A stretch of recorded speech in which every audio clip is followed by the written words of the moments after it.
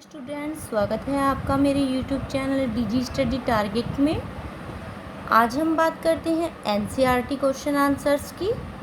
देखिए, जो officer rank के एग्ज़ाम होते हैं जैसे कि पीसीएस है या वीडियो है, बीईओ है या और भी अदर ऑफिसर रैंक के एग्ज़ाम्स होते हैं, तो उनमें एनसीईआरटी की बुक्स के लिए कहा जाता है कि उन्हें पढ़िए 6 to 12 या फिर 8 to 12 पढ़ने के लिए कहा जाता है। तो सभी के पास एनसीईआरटी की बुक्स नहीं होती हैं या वो ले नहीं पाते, तो इसलिए मैं उनके लिए मैं इस तरह की क्वेश्चंस लेकर आई हूँ। तो आज हम उसके बारे में डिस्कस कर लेते हैं।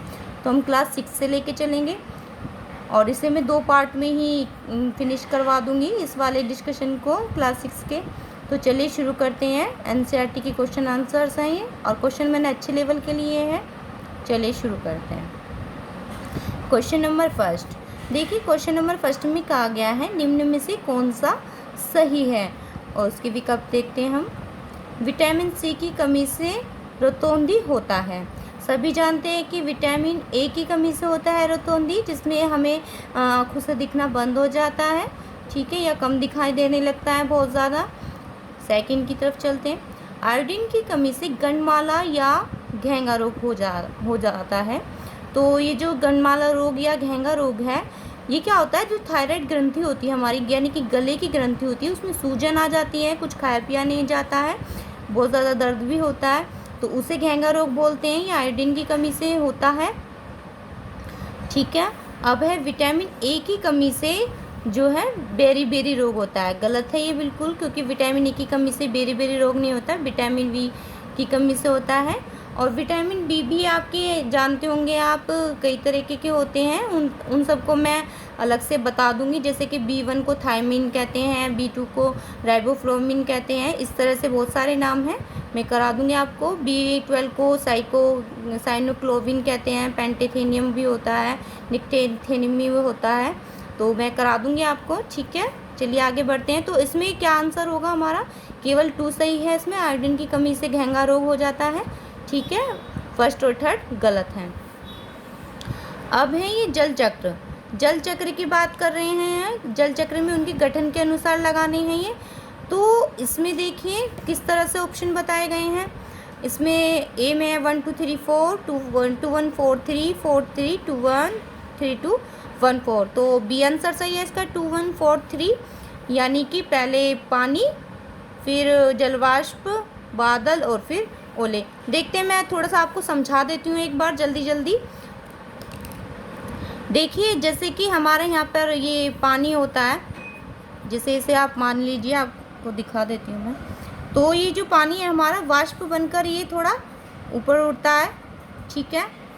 फिर वहाँ पर जलवाष्पन क्रिया होती है और ये जल जो है संघनित होकर, जलवाष्प बनकर यहाँ पर ये बादल बनने लगते हैं, ठीक है।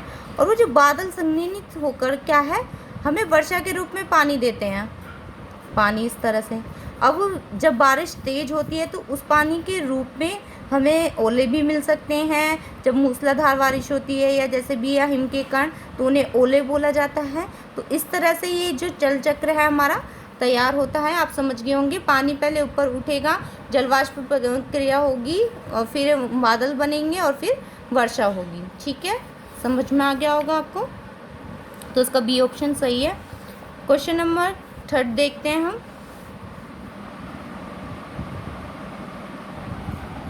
सही बताना है इसमें हमें क्वेश्चन नंबर थर्ड में। तो पहला क्या है, पृथ्वी पर खपत होने वाले पानी की मात्रा सीमित इसलिए है, इसे सावधानी से उपयोग करने की आवश्यकता है। ये कह रहा है कि पृथ्वी पर सीमित पानी है तो उसे सावधानी से उपयोग करें, तो ये सही है। एक तरह से पानी को जितना बचाया जाए उतना बचाना चाहिए, हमारी आवश्यकता है। और हमारे पृथ्वी पर 70% क्या है, जल है, तो मेरे हिसाब से दोनों सही हैं। आगे भी पढ़ते हैं। देखिए इसके ऑप्शन केवल 1, केवल 2, दोनों और कोई नहीं। सी ऑप्शन सही है, यानी दोनों 70% जल है, ये भी सही था। और पानी को हमें बचाना चाहिए, वो भी सही था। आगे बढ़ते हैं क्वेश्चन नंबर 4 पर। वायुमंडल में ऑक्सीजन और कार्बन डाइऑक्साइड को संतुलित करता है। वायुमंडल में ऑक्सीजन और कार्बन डाइऑक्साइड को संतुलित करता है, कौन कौन करते हैं। पौधे जानवर दोनों कोई नहीं, ऑप्शन सही सी सही है इसका, पौधे और जानवर दोनों। देखिए पौधे के बिना जानवर नहीं रह सकते, ठीक है, कुछ जो शाकाहारी होते हैं वो नहीं रह सकते, और पौधे हमारे लिए भी उतने ही ज़रूरी हैं जितने जानवर के लिए, ठीक है। और क्या नाम है, पौधे जो हैं कार्बन डाइऑक्साइड्स लेते हैं और ऑक्सीजन छोड़ते हैं, इसी तरह से जानवर भी हैं, तो इसलिए दोनों ही एक दूसरे को संतुलित करते हैं और हमारे लिए भी उतने ही आवश्यक हैं, तो इसलिए दोनों सही हो जाएंगे। देखिए जीवित प्राणी को पोषक तत्वों की ज़रूरत होती है, क्यों? पढ़ते हैं थोड़ा सा। उनके शरीर को विकसित करने में, नंबर सेकंड शरीर को बनाने के लिए, नंबर थर्ड शरीर के क्षतिग्रस्त अंगों की रक्षा के लिए, फोर्थ है जीवन प्रक्रिया को पूर्ण करने के लिए। तो देखते हैं इसका क्वेश्चन, ऑप्शन नंबर बी सही है। 1 2 3 4 दोबारा देखते हैं। देखिए शरीर को विकसित करने के लिए तो ज़रूरत होगी, हमारी पोषक तत्व में कमी होगी तो हमारे शरीर का जो विकास है वो सही से नहीं हो पाएगा, और शरीर को बनाने में भी उसे मदद मिलेगी हमारे अंगों को। और देखिए शरीर में हमारे कुछ अंग जो है क्षतिग्रस्त होते हैं, तो उनकी रिकवरी के लिए भी पोषक तत्वों की ज़रूरत होती है हमें, और हमारे जीवन से संबंधित जितनी भी प्रक्रियाएं होती हैं उनको पूरी करने के लिए भी हमें ऊर्जा की ज़रूरत होती है, जो कि हमारे पोषक तत्वों से हमें मिल जाती है, ठीक है। आगे बढ़ते हैं, तो ऑप्शन बी सही है, इसका सारे सही हैं। क्वेश्चन नंबर 6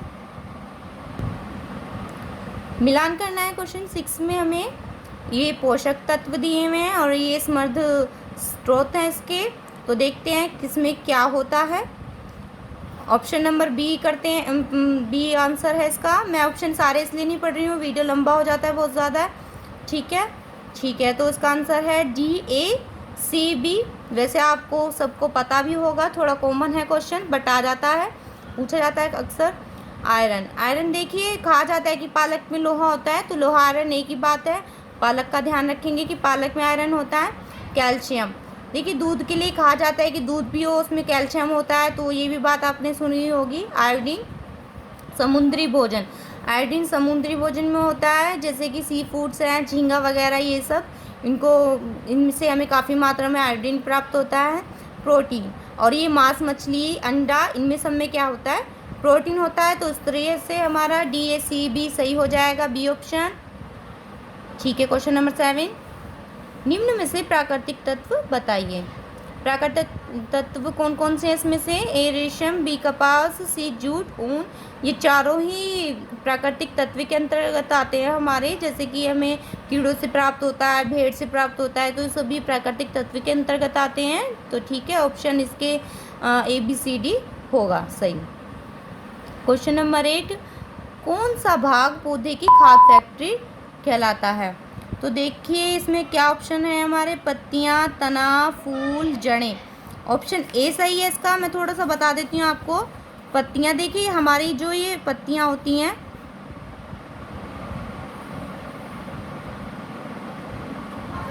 देखिए इसमें पर्णहरित होता है, सभी जानते होंगे, हरे रंग का मतलब क्लोरोफिल होता है, तो उससे जो है सबसे पहले यहाँ पर प्रकाश संश्लेषण की जो क्रिया है यहाँ पे बहुत महत्वपूर्ण मानी जाती है, तो यहाँ से ये चीज़ें तने में पहुँचती हैं, और तना जो है हमारे अन्य भागों में प्रकाश संश्लेषण की क्रिया को पूर्ण करता है, और उसे खाद, तो शुरुआत हमारी यहाँ से होती है, तो इसलिए हमारी जो पत्तियाँ हैं वो जो है हमारी खाद फैक्ट्री कहलाती हैं, ठीक है। क्वेश्चन नंबर 9 किस भाग में प्रकाश संश्लेषण होता है? तना, फूल, जड़ें, पत्तियाँ। देखिए तना जो है हमारा बिल्कुल प्रकाश संश्लेषण प्रक्रिया को में सहयोग प्रदान करता है, ये पत्तियां हैं, और पत्तियों से प्रकाश संश्लेषण की प्रक्रिया होकर यहाँ से तनों में जाती है, और तनों से जो उसके खाना है जो वो अन्य अंगों में जाता है पौधे की, तो तना भी ज़रूरी है, ठीक है। और ये फूल देखिए प्रकाश संश्लेषण की क्रिया में ऐसा कोई सहयोग नहीं देते हैं कि इसके लिए बोला जाए कि प्रकाश संश्लेषण होता है, तो ये गलत है। और जड़ें देखिए, जड़ें जो है ये पानी अवशोषित जरूर करती हैं जब प्रकाश संश्लेषण क्रिया होती है, लेकिन उसमें उसके भाग में प्रकाश संश्लेषण क्रिया का कोई ऐसा महत्वपूर्ण रोल नहीं होता है, तो तना और पत्तियाँ इसके सही होंगे, यानी कि फर्स्ट और फोर्थ आंसर सही होगा इसका।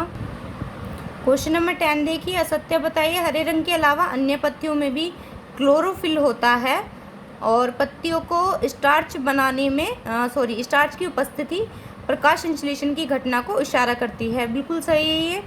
अन्य पत्तियों में भी क्लोरोफिल होता है, सही बात है ये। और पत्तियों में स्टार्च की उपस्थिति यानी कि मंड जिसे बोलते हैं, प्रकाश संश्लेषण की घटनाओं को इशारा करती है। सिंबल पॉइंट है इसका ये प्रकाश संश्लेषण का। तो उसमें दोनों ही सत्य हैं ये, तो कोई भी असत्य नहीं है, तो दोनों ही राइट हो जाएंगे। क्वेश्चन नंबर 11, मधुमक्खियों फूलों से मकरंद एकत्र कर इसे भंडारित करती हैं, क्योंकि रीज़न क्या है इसके? वन ऑप्शन, फूल और उनका मकरंद वर्ष में केवल कुछ समय ही उपलब्ध होते हैं। सेकंड, मधुमक्खियों में अधिक शहद खाने की प्रवृत्ति होती है। थर्ड, इनमें आलस्य की प्रवृत्ति होती है, अतः उन्हें खाने के भंडारण के बाद कार्य नहीं करना पड़ता। या फिर ये तीनों सही है। ठीक है, तो देखते हैं क्या ऑप्शन है इसका सही। सारे ऑप्शन सही हैं इसके। फूल और उनका मकरंद जो है वर्ष में केवल कुछ समय के लिए होता है। शहद बहुत पसंद होता है इनको, और ये थोड़ी आलस्यपूर्ण होती हैं ताकि इन्हें दोबारा काम ना करना पड़े, थोड़े आलस्य होता है इनमें। तो तीनों ही ऑप्शन सही हैं हमारे। देखिए क्वेश्चन नंबर 12, प्रकाश संश्लेषण के लिए आवश्यक है क्लोरोफिल, ऑक्सीजन, CO2 यानी कार्बन डाइऑक्साइड और जल और प्रकाश। तो आंसर देखते हैं इसका 1 3 4 5 मैंने डायरेक्ट लिख दिया था। ठीक है, मैं थोड़ा सा समझा देती हूँ, समझाने से क्वेश्चन जल्दी समझ में आता है। जैसे कि ये सन है, हम थोड़ा जल्दी देखेंगे। मैं एकदम ड्राइंग करके नहीं बता रही हूँ आपको, बस समझाने के लिए बता रही हूँ थोड़ा सा इस तरह से। देखिए यहाँ से ही प्रकाश आ रहा है इसमें, तो प्रकाश की तो हमें आवश्यकता है ही। प्रकाश के बिना प्रकाश संश्लेषण की क्रिया पूर्ण नहीं होगी। और पत्तियों में होता है हमारे क्लोरोफिल। ठीक है, और ये क्या होते हैं, ये जो पौधे होते हैं, पेड़ होते हैं, ये CO2 को क्या करते हैं? एब्जॉर्ब करते हैं प्रकाश संश्लेषण की क्रिया में। तो CO2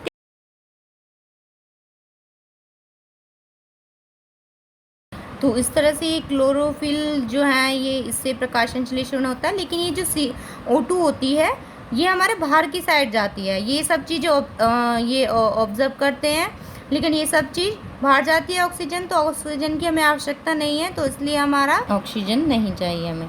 क्वेश्चन नंबर 13 देते हैं, घोंगे का जो कच्छ है उसका बाह्यकाल कहलाता है, पर यह हड्डियों का नहीं बना होता। ठीक है, सेकंड पॉइंट है ये कवच घोंगे के वजन को संतुलित करता है। थर्ड है घोंगे के पेशियाँ पार चलने में उसकी सहायता करते हैं। ठीक है, अब देखते हैं घोंगे का जो कवच होता है इसका बाह्य।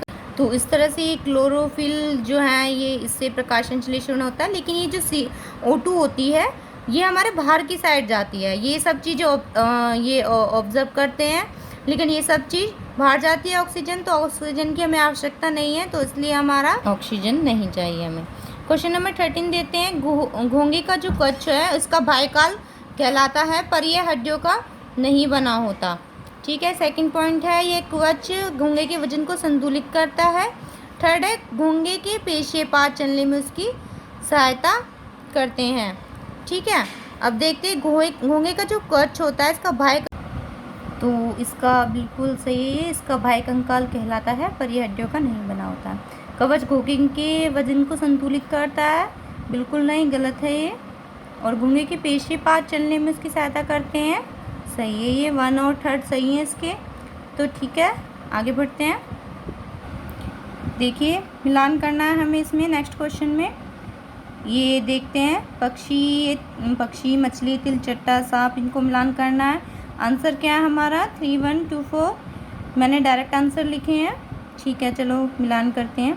पक्षी, तो पक्षी का क्या हो जाएगा? थर्ड। इसकी अस्थियों में वायु प्रकोष्ठ होते हैं, मैं थोड़ा सा बता देती हूँ। देखिए पक्षी जो होते हैं, जैसे उनका शरीर कुछ इस तरह से होता है और यहाँ पे ऐसे होता है, उनके यहाँ पे पंख होते हैं, तो उनके धीरे ये कुछ प्रकोष्ठ बने होते हैं जिसमें वायु भरी होती है और जिसके कारण ही वो आसानी से उड़ पाते हैं। मछली का जो शरीर होता है वो धारा रेखीय होता है। धारा रेखीय किस तरह से? देखिए मैंने यहाँ पे बनाया है थोड़ा सा, कि इस तरह से कि जो शेप आती है उसे धारा रेखीय कहते हैं। तो ये बिल्कुल सही है, धारा रेखीय होता है। तिलचट्टा जो होता है उसका जो शरीर होता है कंकाल से ढका होता है और कठोर कंकाल तंत्र होता है, और उसके जो पैर होते हैं पेशिये पैर होते हैं, उसे पेशियों से बने होते हैं जो उसके चलने में सहायता करते हैं, और उसका जो कठोर कंकाल तंत्र होता है वो भी उससे ढका रहता है। ठीक है, आगे सांप का जो होती है शेप वो कुछ इस तरीके से होती है। इस तरह से छोटी छोटी हड्डियाँ ऐसे आपस में जुड़ी रहती हैं, जिसके कारण से वो ऐसे मुड़ा हुआ भी हो जाता है, उसे चलने में सहायता मिलती है। उसकी सीधी हड्डी नहीं होती है। ठीक है, तो 3, 1, 2, 4 हो जाएंगे इसके। ठीक है, ये देख लीजिए, एक बार मैंने मिलान कर दिया है आपको दिखाने के लिए। सांप के बारे में देखिए, इसका शरीर अनेक वलयों में मुड़ा होता है, यानी हड्डियाँ जो उसकी में जुड़ी होती हैं, जिसके कारण वो जल्दी से मुड़ जाता है। क्वेश्चन नंबर 15, वसा भोजन का महत्वपूर्ण घटक है। वसा के संदर्भ में निम्न पर विचार करें। देखते हैं पॉइंट। वसा शरीर को ऊर्जा प्रदान करती है, बिल्कुल सही बात है ये, वसा ऊर्जा प्रदान करती है हमारे शरीर को। सेकंड, भोजन में वसा की मात्रा अत्यधिक मोटापे का कारण बनती है, बिल्कुल सही बात है। अक्सर कहा भी जाता है जब हमारा वेट ज़्यादा बढ़ जाता है तो बताया जाता है कि वेट लूज़ कीजिए और क्या नाम है वसा वाली चीज़ें ना खाएं, तो उनके लिए स्पेशली बोला जाता है, तो यानी कि ये वेट को बढ़ाती हैं। ठीक है, वसा की तुलना में CO2 की समान मात्रा में हमें अधिक ऊर्जा प्राप्त होती है, ये गलत है, ऐसा कुछ नहीं होता। तो इसमें से फर्स्ट और सेकंड हमारा सही हो जाएगा। ठीक है, फर्स्ट और सेकंड सही आंसर है इसके। क्वेश्चन नंबर 16, विचार करना है इन पर। जैसे कि दी में फर्स्ट ऑप्शन है इसका, गुब्बारे का फटना, दूध का दही बनना, नमक का पानी में घुलना, कुम्हार द्वारा मिट्टी को बर्तन में बदलना। इनमें से कौन से परिवर्तन उत्क्रमित किए जा सकते हैं? देखिए, उत्क्रमित को मैंने इंग्लिश में लिखा है रिवर्स्ड, मतलब होता है, इसका मतलब होता है कि वह चीज़ जो हम दोबारा से उसे बिगाड़ भी सकते हैं और उसे बना भी सकते हैं, यानी कि किसी चीज़ से अगर हम कोई भी दूसरा पदार्थ तैयार करते हैं उससे हम दोबारा से उसकी पहली वाली स्थिति में ला पाएँ। तो चलिए देखते हैं, गुब्बारे का फटना ये अनुत्क्रमित पदार्थ है। गुब्बारे को हम जैसे फट जाता है उसे दोबारा से गुब्बारा नहीं बना सकते। दूध का दही बनना, हम दूध से दही बना सकते हैं लेकिन दही से दूध नहीं बना सकते। नमक का पानी में घुलना, देखिए नमक को पानी में घोल देंगे तो वो घुल जाएगा, लेकिन अगर हम उसे वाष्पित करें तो पानी उड़ जाएगा और नमक रह जाएगा। और ऐसी है इसका 4th पॉइंट, कुम्हार द्वारा मिट्टी को बर्तन में बदलना। जैसे कुम्हार मिट्टी से बर्तन को बना सकता है, लेकिन अगर उस बर्तन को तोड़ दिया जाए तो उसे दोबारा से मिट्टी बनाया जा सकता है। तो इसके 3rd और 4th सही हो जाएगा। क्वेश्चन नंबर 17, पुष्प के विभिन्न भागों में निम्नलिखित कौन सा शामिल होता है? तो पढ़ते हैं इसके ऑप्शन, बाह्यदल, पंखुड़ी, पुंकेसर, स्त्रीकेसर और फिर तक मूलांकुर। देखिए, बाह्यदल भी पाया जाता है, उसकी पुष्प की पूरी प्रक्रिया में भागों में पंखुड़ी भी होती है, आपने देखी होगी। और ये जैसे कि हमारे हार्मोन्स होते हैं, जिस तरह से मानव शरीर में होते हैं उसी तरह से इसमें भी होते हैं, पौधों में, पेड़ पौधों में होते हैं, फूल पत्तियों में होते हैं इनमें। तो उसमें एक तो पुंकेसर होता है और स्त्रीकेसर होता है। स्त्री से संबंधित है, पुंकेसर उसके मादा उससे संबंधित होता है। तो ये चारों हैं, लेकिन मूलांकुर नहीं होता है, तो मूलांकुर इसमें शामिल नहीं होगा, यानी कि 1, 2, 3, 4 ही हमारे सही होंगे। ये देखिए आप आंसर। चलिए क्वेश्चन नंबर 18, मिलान करना है इनका भी हमें। इसमें कुछ संधि दी हुई है, मिलान करना है इसमें, जैसे दुराग्र संधि, अचल संधि, कंदुकलिका संधि और हिंज संधि। मिलान करना है हमें, इसका आंसर देखते हैं 2, 4, 1, 3। तो दुराग्र संधि के लिए है गर्दन और सिर को जोड़ने वाली संधि। थोड़ा सा समझा देती हूँ मैं। देखिए, दुराग्र संधि कौन सी? गर्दन और सिर को जोड़ने वाली संधि। यहाँ देखिए आप, थोड़ा सा जूम करती हूँ मैं, ये सिर है और इसकी बीच की ये जो संधि होती हैं इसे दुराग्र संधि बोलते हैं। ठीक है, अचल संधि वो होती हैं जो गति नहीं करती हैं, कोई भी प्रक्रिया नहीं करती हैं, जैसे हमारी खोपड़ी होती है मानव शरीर की, तो ये यहाँ पे कुछ संधियाँ होती हैं, ये अचल है अपने स्थान पर। कुछ इस तरह से इसके पार्ट डिवाइड रहते हैं, अचल है, ना ये हिलती हैं ना ये इधर उधर कुछ गति करती हैं या प्रक्रिया करती हैं, तो ये अचल संधि है। ये कंदुकलिका संधि है 3rd नंबर पर। ये क्या होती हैं? हमारे नीचे होती हैं, ये पेट के आसपास होती हैं, ये नीचे बोलते हैं, ये होती हैं इस तरह से कुछ। इसके द्वारा क्या हम अपने पैर को आसानी से घुमा सकते हैं, तो उसे कंदुकलिका संधि बोलते हैं। हिंज संधि कौन सी होती है? हिंज संधि होती है जैसे कोहनी की संधि हमारी, और ये जो पैरों की होती हैं, घुटनों, ये जो घुटने होते हैं हमारे, ये मतलब पूरा पैर जो होता है, ये संधि। देखिए जैसे कि हम अपना हाथ है जो वो आगे की तरफ तो मोड़ सकते हैं, खोनी को जो हम आगे की तरफ तो मोड़ सकते हैं अपनी तरफ, लेकिन हम उसे पीछे की तरफ नहीं मोड़ सकते। ठीक है, ऐसी पैर की संधि है, हम उसे पीछे की तरफ मोड़ सकते हैं, यानी बैक जा सकते हैं, ऐसे रिवर्स जा सकते हैं हम, लेकिन उसे आगे की तरफ नहीं मोड़ सकते। तो इसे इस प्रकार की संधि होती है हिंज संधि। ठीक है, ये देखिए मैंने मिलान कर दिया है, 2 4 1 3 इसका आंसर है। देखिए क्वेश्चन नंबर 19, संकुचन की अवस्था में पेशी छोटी, कठोर एवं मोटी हो जाती है, यह अस्थि को खींचती है। पेशियों के जोड़े के एक साथ सिकुड़ने एवं फैलने से अस्थियां गति करती हैं। ठीक है, तो उसमें सही और गलत बताना है हमें। तो सही क्या है इसमें, ये देखिए फर्स्ट हमारा सही है कि जब हम, आपने देखा होगा जब हमारे अस्थियां खींचती हैं तो पेशी में संकुचन होता है। जैसे ये कीड़े मकोड़े जो चलते हैं, केचुआ मान लीजिए आप, जैसे वो चलता है तो वो थोड़ा सिकुड़ता है, और जब वो सिकुड़ना शुरू होता है तो वो थोड़ा मोटा सा भी हो जाता है। इस तरह से हम अंदाज़ा लगा सकते हैं। और पेशियों के जोड़े के एक साथ सिकुड़ने एवं फैलने से अस्थियां गति करती हैं, ये बिल्कुल गलत है। तो इसमें 1 ही सही होगा बस हमारा। क्वेश्चन नंबर 20, केचुए का मेरुदंड लंबा तथा शरीर की पेशियां क्षीण एवं असंख्य होती हैं। देखिए केचुए में कोई मेरुदंड नहीं होता है, वो सिर्फ एक ऐसी शेप का होता है, ऐसी जैसे थोड़ा सांप का बच्चा होता है इस तरह से ये शेप का होता है, लेकिन वो नहीं होता, मेरुदंड नहीं होता उसमें, वो पेशियों से बना होता है, असंख्य पेशियाँ होती हैं उसमें, ये सही है। केचुए में गति शरीर की पेशियों के बारी बारी से विस्तारण एवं संकुचन से होती है, बिल्कुल सही है ये। आपने देखा होगा केचुआ जब चलता है तो कभी सिकुड़ता है, कभी लंबा होता है, और इसी तरह से वो आगे बढ़ता जाता है, गति करता है, ये भी बिल्कुल सही है। केचुए मिट्टी को उपजाऊ बनाने में सहायक होते हैं। आप सब जानते हैं ये बात कि केचुए मिट्टी को उपजाऊ बनाते हैं। जो किसान जो होते हैं वो केचुए रखते हैं अपनी मिट्टी में, मतलब उसे अच्छा माना जाता है केचुए को रखना। ठीक है, 4th है, शरीर के अधः स्तर पर बाल जैसी आकृति होती है केचुए में। देखिए हमें देखने में नहीं लगता कि केचुए पर कुछ बाल वगैरह होंगे, लेकिन वास्तव में माइक्रोस्कोप से देखा जाए तो उस पर छोटे छोटे बाल होते हैं जो हमें उससे दिखाई देते हैं, अपने बिना माइक्रोस्कोप के नहीं दिखाई देते हैं। तो इसके हमारे 2, 3 और 4 सही हो जाएंगे। ठीक है, और ये जो केचुए के बाल होते हैं ये भूमि पर पकड़ बनाने में भी सहायक होते हैं, उसकी सहायता करते हैं। तो इस तरह से 2, 3 और 4 हमारे सही है, पहला गलत है। ठीक है, क्वेश्चन नंबर 21, विद्युत सेल उसमें संचित रासायनिक पदार्थों से विद्युत उत्पन्न करता है। विचार करना है हमें इन पे कौन सही है। तो सही है, ये रासायनिक पदार्थ उसमें होते हैं तभी विद्युत उत्पन्न होती है। ठीक है, सेकंड, विद्युत सेल में एक सिरा धनात्मक और दूसरा ऋणात्मक होता है, बिल्कुल सही है। आपने सुना होगा जब हम विद्युत से रिलेटेड कुछ काम करते हैं तो अक्सर बोला जाता है ये तार ठंडा है, ये गर्म है, तो उस हिसाब से है धनात्मक और ऋणात्मक हो, बिल्कुल सही है। ठीक है, सेकंड भी हमारा सही होगा। थर्ड है, विद्युत स्विच का उपयोग विद्युत धारा के प्रवाह को रोकने या प्रारंभ करने के लिए किया जाता, सही है ये भी। आप देखते हैं 1, 2 और 3 इसके सही हो जाएंगे। ठीक है, चलिए आगे बढ़ते हैं। क्वेश्चन नंबर 22, देखिए निम्न पर विचार करना है, इनमें से कौन विद्युत का चालक है।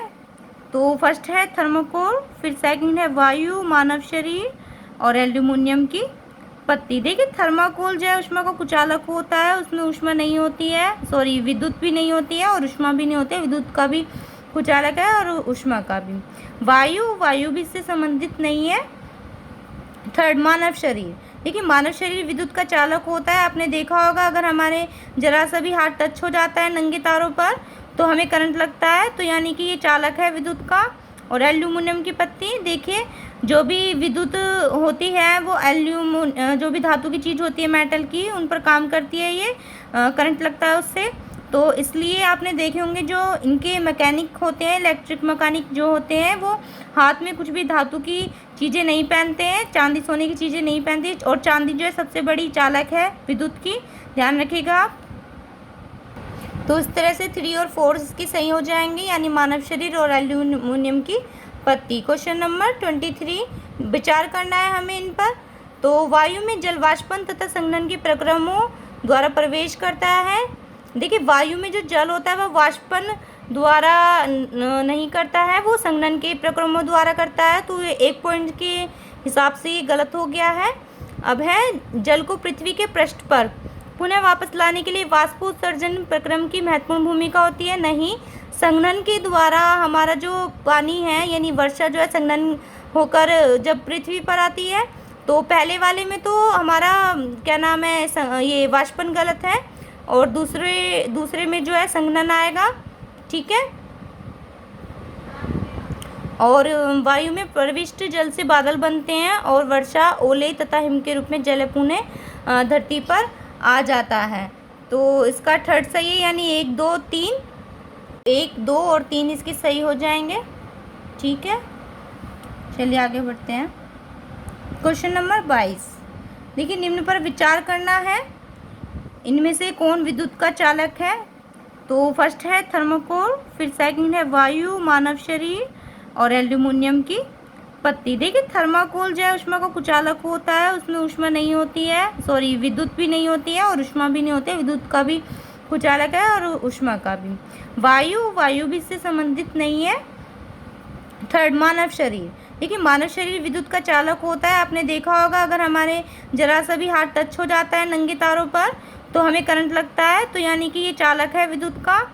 और एल्यूमिनियम की पत्ती, देखिए जो भी विद्युत होती है वो जो भी धातु की चीज़ होती है मेटल की, उन पर काम करती है, ये करंट लगता है उससे। तो इसलिए आपने देखे होंगे जो इनके मैकेनिक होते हैं, इलेक्ट्रिक मैकेनिक जो होते हैं, वो हाथ में कुछ भी धातु की चीज़ें नहीं पहनते हैं, चांदी सोने की चीज़ें नहीं पहनते। और चांदी जो है सबसे बड़ी चालक है विद्युत की, ध्यान रखिएगा आप।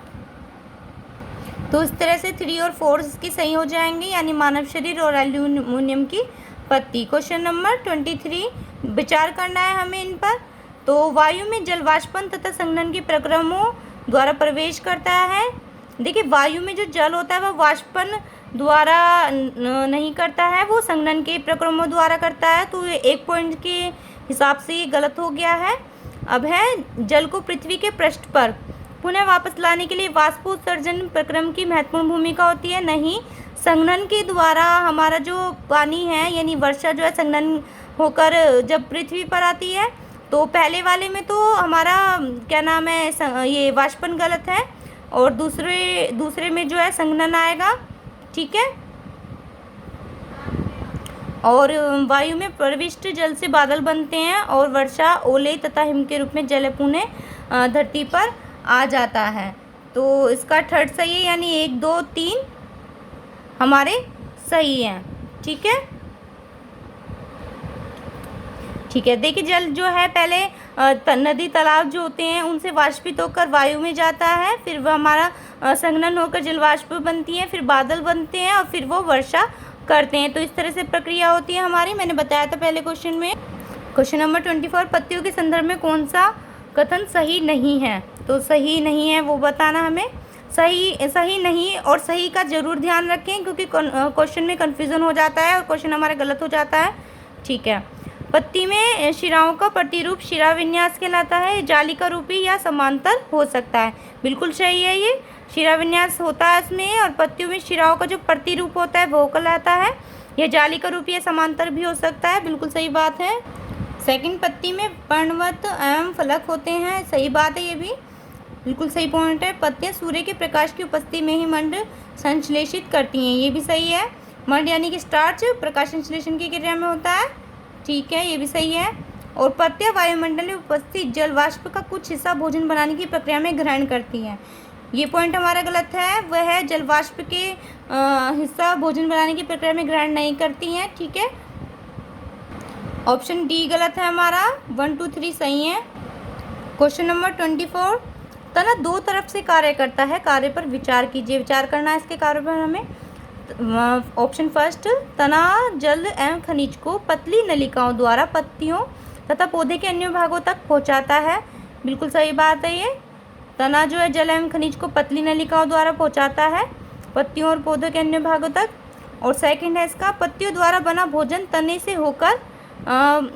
होकर ही पौधे के विभिन्न भागों में संग्रहित होता है, सही बात है। ये जो तना है हमारा वह अन्य स्थानों तक भी वर्क करता है अपने, जो जिस तरह से ये तना है हमारा, तना है ये अपनी छोटी छोटी जो शाखाएं होती हैं, शाखाएं उन तक भी ये भोजन पहुंचाता है। तो इस तरह से प्रक्रिया होती है, ठीक है। तो ये दोनों ही सही हो जाएंगे, फर्स्ट और सेकंड, ठीक है। तो आज की वीडियो में इतना ही, 25 क्वेश्चन हमारे हो चुके हैं और नेक्स्ट पार्ट में मैं इसका पूरा कवर करा दूंगी, 6th क्लास का एनसीईआरटी का पूरा, ठीक है। फिर हम 7th क्लास का शुरू करेंगे। तो स्टूडेंट्स, आज की जानकारी ये अच्छी लगी हो, इन्फॉर्मेशन, क्वेश्चन मैंने अच्छे लेवल के रखे हैं, तो मेरे चैनल को सब्सक्राइब कीजिए, लाइक कीजिए, शेयर कीजिए और कमेंट कीजिए। अगर आपको मेरी वीडियो में कुछ बात अच्छी लगती है या कुछ पॉइंट आपको गलत लगता है, कोई कमी लगती है, तो बताइए, वो मुझे कमेंट कीजिएगा, ठीक है। तो आज की वीडियो के लिए इतना ही, धन्यवाद, जय हिंद।